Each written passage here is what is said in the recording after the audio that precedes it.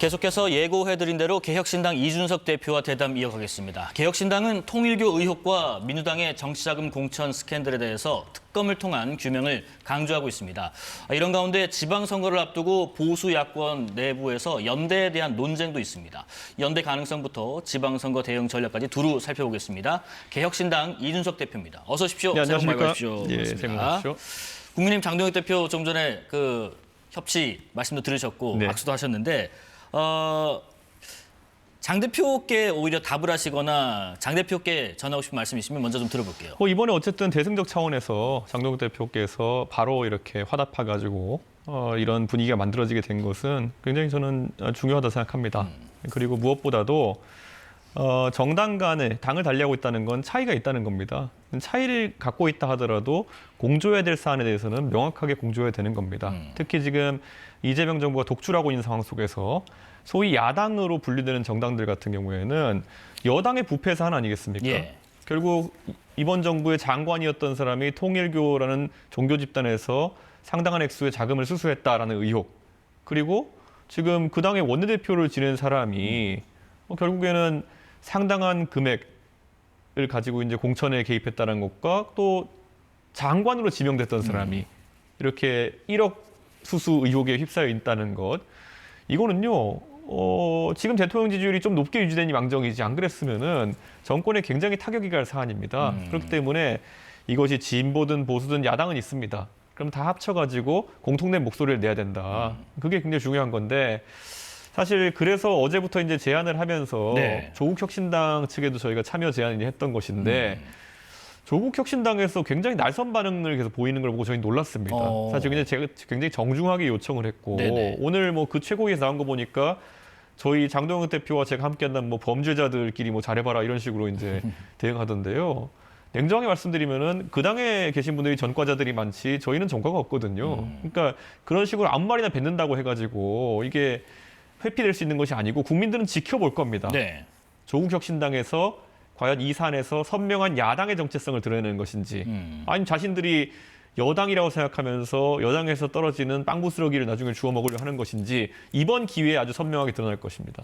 그러면 지금 재고를 기다리시겠다고 하셨는데 네. 혹시 다른 방면으로 좀 이렇게 답변을 호응을 좀 이끌어내실 계획도 있으세요?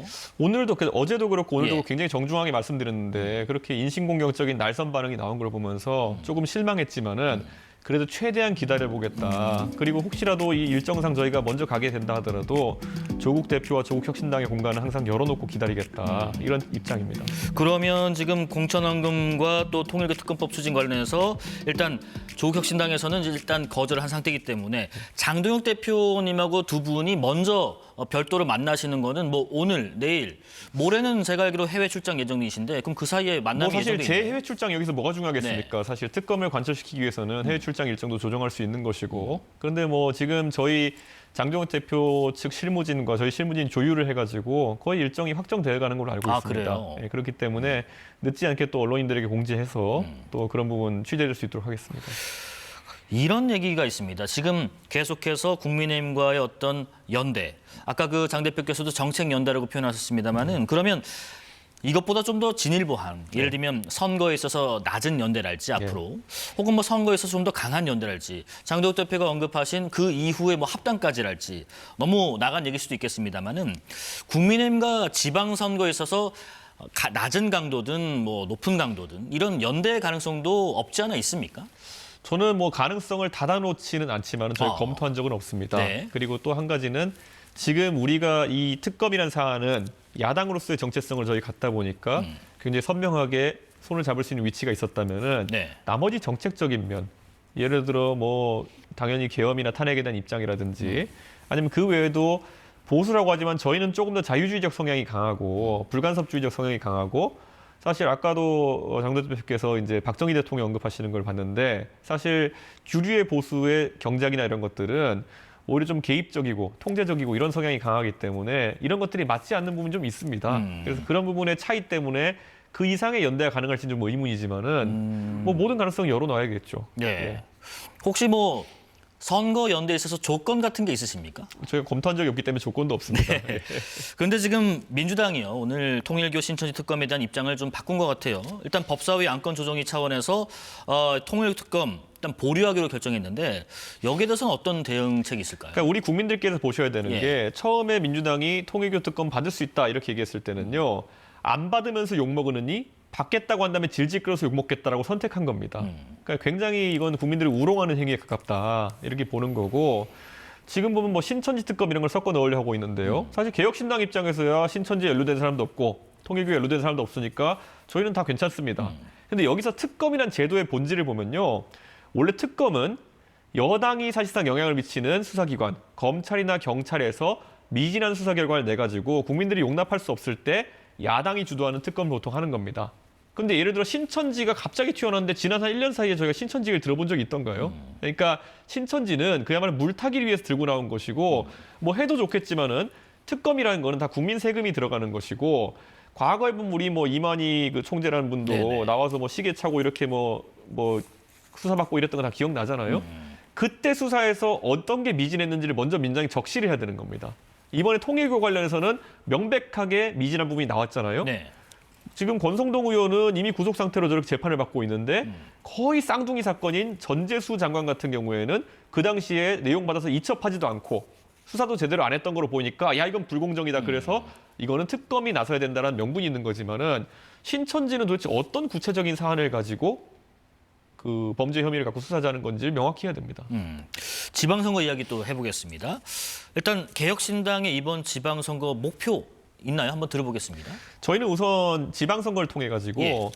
개혁신당의 정치인들 그 안에 보면 뭐 주니어급도 있을 것이고 바로 국회의원 보궐이나 아니면 단체장에 도전할 수 있는 사람도 있을 것이고 모든 계층에서 역량이 강화되기를 바라고 있습니다.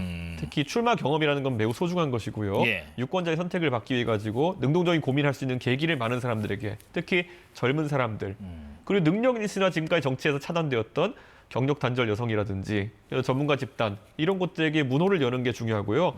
그러다 보니까 저희가 지금까지 선거 문화를 완전히 일신하기 위해 가지고 이번에 민주당의 돈 공천 같은 거 문제되지 않았습니까? 뭐 이래서 국민들이 알게 된 거 아닙니까? 서울에서 시의원 정도 하려고 그러면은 한 1억 정도는 갖다 바쳐야 되는 거 아니야? 그럼 난 오히려 정치를 못 하겠네. 만약 이렇게 위축되신 분들이 있다 그러면은 개혁신당은 이번에 아예 선거 공천 심사료를 0으로 만들었습니다. 그래서 아예 저희는 무료로 심사하게 되어 있는 것이고 거기에 더해가지고 선거하다 보면 뭐 현수막 아니면 뭐 공보물 아니면 뭐 여러 가지 홍보물 같은 것도 있을 텐데 이런 것들 제작하는 비용을 99만 원대로 맞춘 패키지를 저희가 만들어가지고 사실상 선거를 99만 원에 뛸 수 있는 그런 상황을 만든 거거든요. 예. 저는 민주당의 돈 공천과 확연하게 대비되는 그런 선거문화 혁신이 될 거라 생각하고 있습니다. 예. 그 말씀 잠시 뒤에 나눠보고 혹시 대표님께서 이번 지방선거 때 직접 예를 들면 뭐 경기지사랄지 출마하실 가능성도 있나요? 뭐 가능성은 열어놓겠지만 제가 네. 항상 우선시하는 거는 저희 동탄 주민들의 의사고요. 지금 동탄에 보면은 교통 문제부터 여러 가지 뭐 주택을 지금 공공주택을 많이 넣으려고 하는 문제라든지 이거에 대해서 주민들이 굉장히 지금 격앙돼 있는 부분들이 있습니다. 근데 이걸 푸는 데 있어서 만약에 제가 경기도지사에 도전하는 것이 도움이 된다면은 네. 만약에 그러면 주민들께서 제발 좀 더 큰 권한을 가지고 이 문제를 해결해 주세요 하면 제가 고민할 수 있겠지만은 지금 단계에서는 우리 주민들께서는 지금 화성시는 민주당 일색인데 개혁신당이 그래도 있어가지고 주민들의 의사에 반한 행동했을 때 버팀목이 돼주고 있는데 그 역할을 계속 해달라 이런 말씀하시는 분도 있거든요. 계속 그 추이를 봐야겠죠. 네네.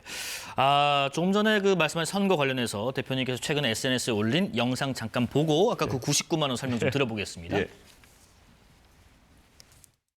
저는 지금부터 100일 동안에 정치인 4,000명을 모을 겁니다. 소리만 지르면 잘하는 줄 알고 전과가 훈장인 줄 압니다. 이 영상을 보고 있는 당신이 분명히 정치 더 잘할 겁니다. 그래서 저희 개혁신당에서는 누구나 99만 원이면 출마할 수 있습니다. 이제 바로 여러분이 도전할 차례입니다.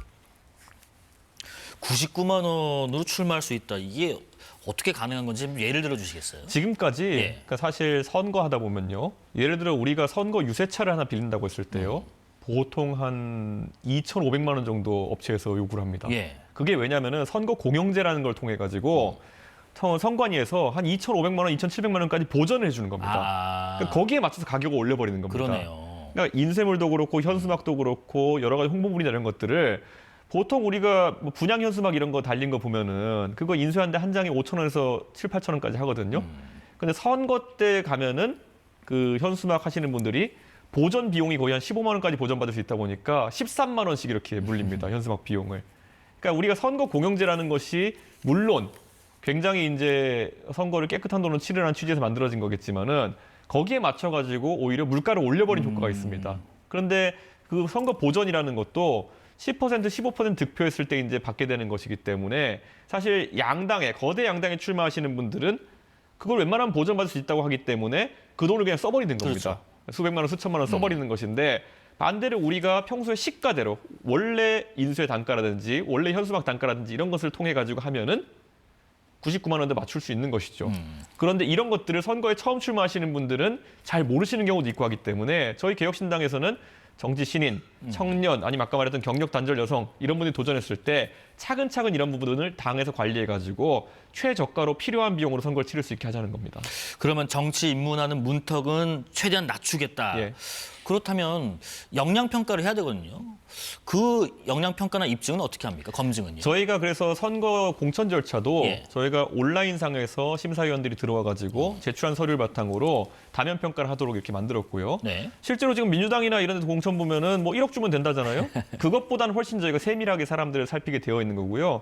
지금 이번에 예를 들어 강선우 의원과 또 김병기 원내대표가 문제됐던 것이 그냥 자기들끼리 밀실해서 이 사람 줘야 돼요 이러면 되는 것처럼 되어 있었잖아요. 저희는 온라인상의 시스템을 열어놓고 공천관리위원들은 전부 다 그 자료를 열람할 수 있게 만들어놨습니다. 그렇기 때문에 공천관리위원 중에서 둘이 쑥덕거려가지고 이 사람은 줘야 되는데 내 면을 봐서라도 이 사람 공천 이런 게 통하지 않습니다. 모든 기록은 공문서로 남게 되는 것이고 전산에서 기록되기 때문에 투명하게 관리될 것입니다. 네. 그래서 공천 방향이 비효율 없고 로비 없고 기타권 없는 이런 선거를 이번에 치르시겠다고 하셨습니다. 그런데 이런 의문을 근본적으로 갖는 분들이 있어요. 지방선거 이제 한 5개월 남았는데 정당 지지도가 좀 높지는 않다. 네. 그러다 보니까 개혁신당이 이길 수 있을까라는 의문점에 대해서는 뭐라고 답을 하시겠습니까? 개혁신당이 지금 걸어가는 길은 네. 저희는 끝없는 도전의 역사입니다. 사실 총선에 처음 나왔을 때 이준석이 동탄에서 당선될 수 있을까? 개혁신당이 당선자를 한 명이나 낼 수 있을까? 그 안에서 그러는 저희는 올고든 길을 갔고 연대 없이도 위성정당 없이도 저희는 의석을 만들어냈거든요. 그다음에 대통령 선거 가서도요. 제가 그때 8.34%를 얻었는데요. 일반적으로 이렇게 극한 대립이 있는 선거에서는 결국에는 그 지지율이 양극단으로 흩어지면서 과거 선거들의 전례를 보면은 뭐 3%, 4% 이렇게 쪼그라드는 경우도 있었습니다. 그래서 저희가 계속 올고든 방향으로 저희 얘기를 했기 때문에 그렇게 나올 수 있었던 것이고요. 지방선거도 마찬가지입니다. 네. 저희가 시도한 이런 새로운 시스템이라는 것이 결국 지금까지 정치에 참여하는 게 차단돼 있었던 많은 대한민국의 능력 있는 분들의 참여를 이끌어낼 것이다. 저는 확신하고 있고요. 예. 그분들이 함께하면은 전국적으로 개혁신당의 물결이라는 것이 칠 수밖에 없다. 저는 이렇게 보고 있습니다. 그러면 개혁신당의 정당 지지율이 혹시 어느 시점에 혹은 어떤 계기로 지금의 한 자릿수를 넘을 수 있을 것으로 예상하시는지요? 저는 이번 선거에서 예. 이제 후보군들이 나오고 할 텐데요. 결국에는 선명한 야당으로서 그리고 또 계엄이나 아니면 탄핵에서 자유로운 정당으로서 그리고 젊은 사람들이 선호한 정당으로서 개혁신당의 정체성이 명확해지면은 거기에 투자할 국민들이 많아질 것이고 지금 모름 없음에 해당하는 여론조사 지지율을 나타내는 국민들이 뭐 조사에 따라 20%에서 30%까지 나타나고 있습니다. 그분들이 만약에 이번에 선거에 참여하신다면 저는 예. 이렇게 호소하고 싶어요. 정치를 우리가 매번 비판하면서 욕하면서도 항상 익숙한 선택을 하게 되면은 또 익숙한 결과가 나오는 겁니다. 익숙한 선택은 익숙한 결과를 낳는 것이고요.